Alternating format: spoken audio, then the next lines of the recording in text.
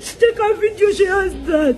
She has even this. I'm not sure what happened to my girl. I'm not sure what has happened to my girl. I'm not sure what kitalo nnyo nnyini ddala mu mawulire agatalinda olunaku olwaleero omwana omulala afudde mu ssomero omuzadde we yo gwe ntandise naye nga akaaba omwana bamuyita Joanna essomero kwabadde asomera maama we agamba nti aba Savannah Kindergarten Makindye nga bw'olabye awo ku screenshot gy'akoze ku status ye ng'agamba nti mututidde omwana ekibuzo kyange kyangu nnyo sooka oteekawo RIP omwana ono maama we agamba teyalwaddeko maama agamba nti omwana we talwana bw'olengera akatambe ako kakwennyamiza okusinziira ku maama ngezezaako okubanga mufuna wabula aŋŋambye kimu ngenda kubanga nkuwa ebisinga okuntaaginga mu video simanyi kyabadde agendedde wabula information alabika abadde ayagala kubanga agituusa ku buli muntu abazadde bennyamidde olw'ensonga ate zigenda maaso munda mu ggwanga naddala ezikwatagana n'amasomero ab'essomero eryo muveeyo munnyonnyole omukyala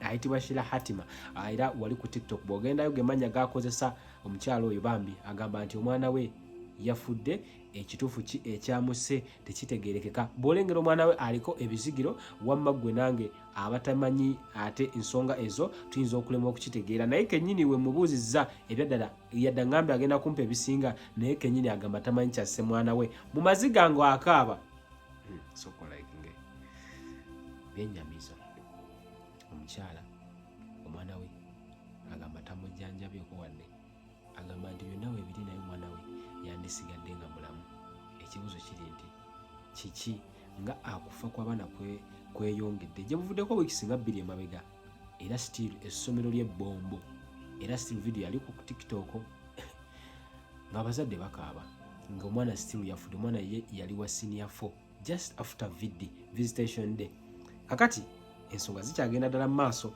naye nga twongere okubanga twesabira kubanga kati ensonga ate webanga essomero simanyi ekiggwera wabula mu mawulire amalala olunaku olwaleero amataba gatabudde bannayuganda era ntegeddeko waliwo abagambye okuba mbu bafudde wabula embeera bweti webadde videos ez'enjawulo zisatulatinze wabula waliwo ate ababadde batabukidde bannankyukakyuka ababadde boogera ku nsonga y'amataba kakati njagala kuwona omwami Sadaman alina byayogera kwena amataba ago agatabudde olwaleero ekigambibwa nti waliwo n'abafudde kisinaba confirminga but of course tujja kuba tukwa ebisingawo kwezo nazo ensonga King News tambuza video enkuba kyekoze bannakampala bannalumanya ne Saalumanya battiimu sirimu bya bufuzi tebinkwatako emirambo 10 gyakagwa bangi bakyajja ekyebuuzibwa mugenda badi mukole lipooti eraga nti abantu bafudde ku lw'obulagajjavu bwammwe nze ndi mwana w'ebwayina kaweppe mu lusirika bwayise temukola ku muwala gwaffe emyaka gisukka ne 30 to the extent nti kati omwala gwali omunene kati guli mune newebatundira abatembeyi webatundira teri afaayo mpuliriza bulungi tebikukwatako kati museke mugende muziika mukoma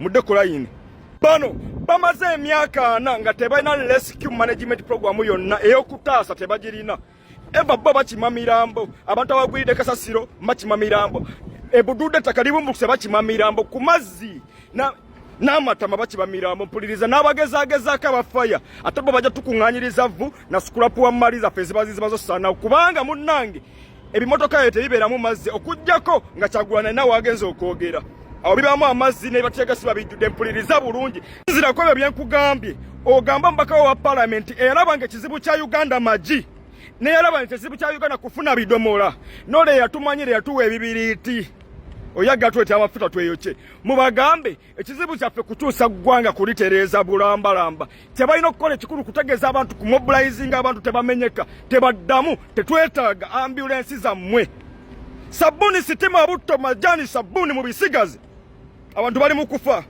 temutwegulako nnyo boyi temugenda kudda ekyo nkiddamu temudda abantu bali mu kufa mutu w'amajani gamwe mutu w'amagi enkyaleeta ensuwa bizinesi ekyasiza okuba n'enfukusuubula amagi ebalwa abagagga wadde nkimanyi aveeko amaggwa abitegedde gamba nti Asadaman Makebe ng'oggyeko enkuba eyafudde envye ennyo naddala mu disitulikiti y'Emityana ku Kaalo Jjinja ne Kajoji eyalese ng'abantu bangi bakaaba nga n'abalala beebuuza ekyokuzzaako yagoyezza emmere yaabwe ssaako n'amayumba mayumba ge yagoyeza muno mwafiiriddemu n'omwana omuto ow'emyaka 5 era yategeerekeseeko nti mwana wa Nnyombi ku kaalo Jjinja.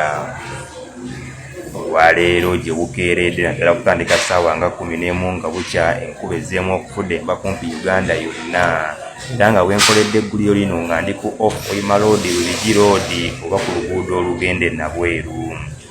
Oluguudo luno enkuba yalutawaanyiza nnyo era nga n'abantu bakyebuuza wa gye bagenda okuyita naddala abalina emirimu gyabwe nga bazikwasaganyiza mu Nabweru abakyabuliddwako ekyokukola. Nze Kanoonya Juma omulangira ow'Ebukerekere, tuli eno mu ssaza lya Kabaka ery'Ekyaggwe ku mutala Namanve ewa jjajja Imbuga Eramula. Kino ekyoto kya jjajjaffe Nakayima ne Mukasa. Ayagala emikisa, ayagala obugagga, ayagala obufumbo, otunda tebitambula, otunda mmotoka tegatambula, otunda mataka tegatambula. Ojja kuseesamu buseesu. Kuseesamu buseesa. Eno Nsaka buli ayagala omusakirira, ayagala ebirungi, ayagala kwegamba ojja okwatako nkwate. Wano wa jjajjaffe Mukasa. Kati gwe atandigenze eri Ssese luddawa buli nnyanja yonna okusobola okusabira wano kyokola ki kyoyagala. Waliwo akubonyaabonya mu misango ja ku mbuga eno n'osaba byokola eya jjajja Kawumpuli bisagazi bikwakwaya. Waliwo wano ejjembe lye bayita lubowa, gwe ejjembe olina kujjawa neriwangibwa kugamba ensonga z'amayembe ate tezikolebwako mu mbuga ya Muwanga. Gwe nno wenna ayagala okujjako mu mbuga eno Namanve, ennamba y'essimu weeri awo ku screen era kw'oba okuba ojja kusanga jjajja Mbuga Eramula era byonna ajja kuba akola ki abikulaga ng'ebiteekeddwa okutambula. Kubagana amazzi tegamanyiwa booda wadde ow'emmotoka ng'ate bo ab'ebigere baabivuddeko dda baasigalidde kulaba mutonzi ky'anaaleeta. Gye buvuddeko ekitongole kya NEMA kyavaayo ne kigoba abantu bonna abaali baasenga mu lutobazi luno era nga kigamba nti baasenga mu lutobazi basaanye okuvaamu era baavaamu olw'embeera n'amaanyi agaabasibwako. Nze Mukalazi John ku mukutu gwaffe ogwa Mr. Jeje John Mary the Galvanizer. What happened? The rain came at the night. The rain started raining. All houses, it was down. Now we don't have where to go. We don't have money to go and start another life. I don't know if government can do something for us.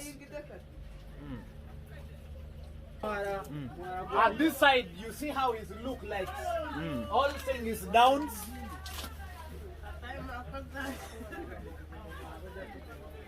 All thing is down, like how you are looking. You can continue to go in front there and see what is there.